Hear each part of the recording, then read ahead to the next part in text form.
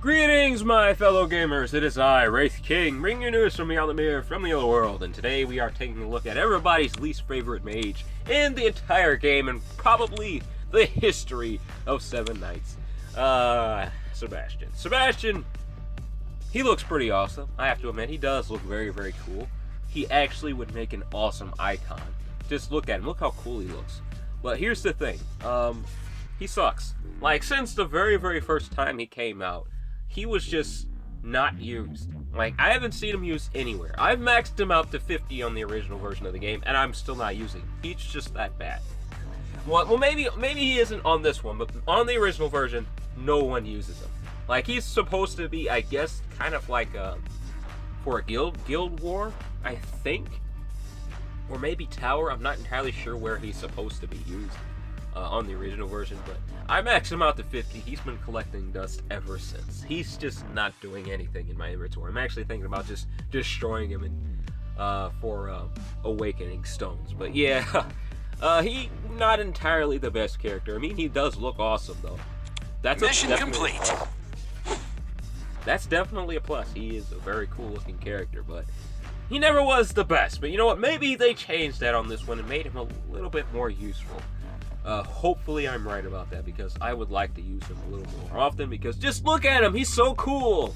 But alright, let's see what his passive does. Magician's Intellect. Becomes immune to all damage 4 times. This effect also applies to ignoring armor and piercing attacks. Decreases the defense of all enemies by 50%. Impressive. So very impressive. Never been more moved in my life. This buff is available only in Titarius mode. Becomes immune to all damage 8 times. This effect also applies to ignoring armor and piercing attacks. Now, is that a buff from his original version? Yes and no, because there's not exactly a Titarius on the original version of the game. But I do think the 50% decrease in enemy defense is definitely a buff. From what I know, I'm not entirely sure if they did that before. Again, he's been collecting dust in my inventory since pretty much day 1. He has not moved, so I barely know anything about the original version other than he does suck. That's just the only thing I know about the original one. But alright, let's take a look at his first active ability, his only active ability. Magic Amplification. Inflicts 60% magic damage on all enemies 2 times. Piercing will take effect. Now, in Titarius mode, increases physical attack and magic attack for all allies by 200% for 4 times. Now, that's actually not bad. Not bad at all. But let's see what his awakening skill does.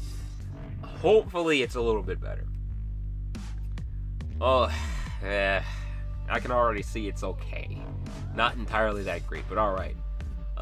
Research Outcome. Inflicts 50% magic damage on all enemies 3 times. Increases damage by 300% for each empty slot. Includes fallen enemies. Burns the enemy 3 times at a certain rate. When activated, inflicts up to 20% of max HP. Okay. Now this is just the same burn status effect as Velika. What this is the burn debuff will affect when a skill is used or hit by the enemy's skill. When the debuff is stacked, it will spread to one other team member. When stacked, the count will not refresh. So that is a very, very good burn status effect, first of all. So that's pretty much good on any mage. If you have that kind of a status effect on a mage, that's an A+.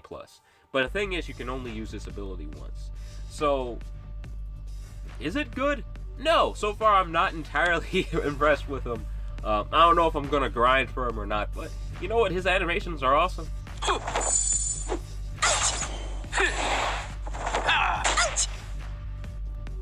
Pretty cool, right? Can't you see I'm busy working here?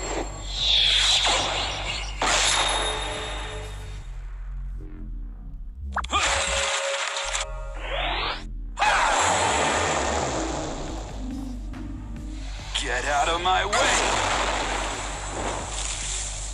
Yeah, I mean, his animations are cool, but I mean, the last one kind of just looks like a copy of Avilica's Light of the moon, guide us to the truth. first passive ability. But you know what? I'm gonna stop getting mad at him. I'm gonna stop dogging him because he's not a bad character. He isn't. But you are going to see a lot more characters here on this hero list that are actually extremely good. I'm pretty sure I gave you guys a sneak peek of one of them before. I'm not entirely sure when the devs are actually planning on releasing her, but that character should be released very, very soon.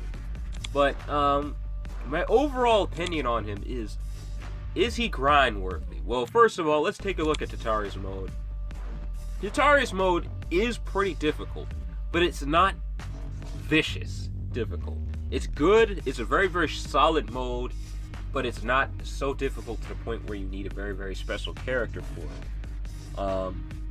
Maybe, I mean, just maybe, he would prove somewhat useful. I mean, if you're just starting out in the game, you don't really have like a ton of heroes like I do, or so most of my friends have most of all these characters I got right here maxed out to 46, excuse me.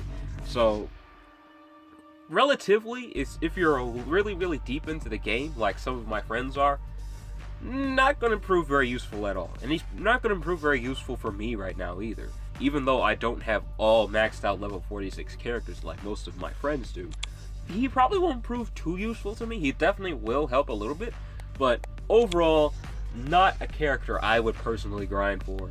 But if you're just starting out and you want to get into the Tatarius mode, I think he would be a really, really great help for you, because that 200% amplification in damage is pretty good. And the 50% decrease in defense is also pretty good, especially for starter players. But in the meantime, that's all the time I really got, my fellow gamers. Oh, wait a second. I wanted to take a look at Karma's new event. It's called Shadow Karma. I'm not entirely sure what this is, but that looks really, really cool. If you guys want to see a separate video on that, just let me know. I've been thinking about doing it anyways, just regardless, because I want to upload more stuff on this channel, my fellow gamers. I've been making a review on Netmarble's newest game. I've been trying to play that as much as I possibly can to see if there's anything wrong with it, or if there's anything that's really, really good about the game that I didn't hit in my last video that I'd like to share with you guys. I've been really getting into that game. So I've been working on making that review, and I really wanted to check out that Shadow Karma event. That is something I've been wanting to take a look at for a minute. But anyways, that's all the time I have left for this video, my fellow gamers. Remember to leave a like, comment, and please do subscribe to my channel. I love uploading 7 Nights videos, so expect a lot of those. And I like making reviews on games too, so expect a lot of those too. But in the meantime, that is all the time I have left, my fellow gamers. Take it easy, and have a blessed day. Bye.